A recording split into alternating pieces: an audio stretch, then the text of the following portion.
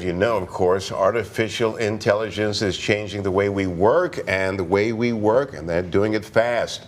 A recent study from investment firm Goldman Sachs found that AI could replace 300 million full-time jobs in just 5 years. And some of those jobs are right here in Savannah, and some of those employees are already feeling the pressure. That's right. WJCL 22 News' Tia Maggio is at the Port of Savannah, where workers have already taken a stand against AI.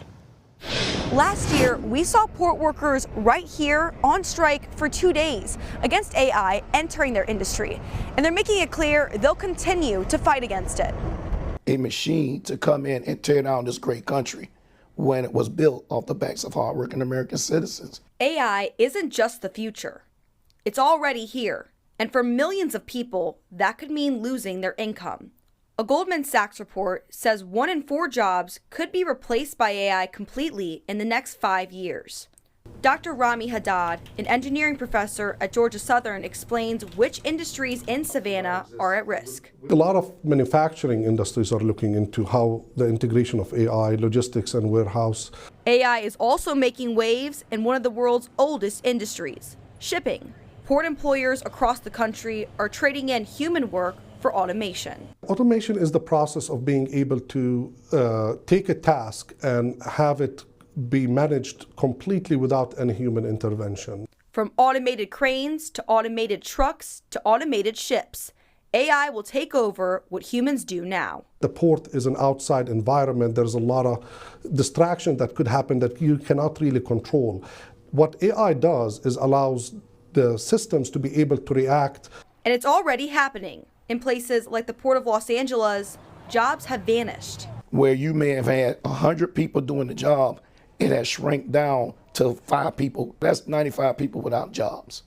For Savannah ILA Union President Paul Mosley, that's not an option. We're not going to give up to allow a robot, artificial intelligence, or any of that do the work in these ports.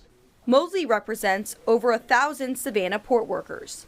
Just last year, these same port workers were on the picket line fighting for the banning of automation in ports. How many workers could we see lose a job just right here in Savannah? Around 2,500 people could lose their jobs if we didn't have the language that we have. An outcome that would ripple beyond the docks. If people don't have jobs, crime rate get high. People don't have medical coverage, poverty. It's a lot of things. Dr. Haddad says AI integration could create new job opportunities for workers left without a job. A potential for these jobs to be re-skilled, retrained to do more advanced things such as system supervising and AI management and programming as well. But Mosley argues for many workers, it's too little, too late. You have people that's been trained to do a job for 20, 30 years. So now what happens to that person? You got to go back to college. I just hope America wakes up. Mosley says the union won't have to worry about AI in port operations for at least another 6 years. That's because it was part of a contract deal made in January after their strike. Reporting from the Port of Savannah, Tia Maggio, WJCL 22 News. A very crucial issue for our economy and workforce. Tia, thanks so much. Now, Dr. Hammond says other industries at risk of AI takeover include manufacturing, logistics, and warehouses.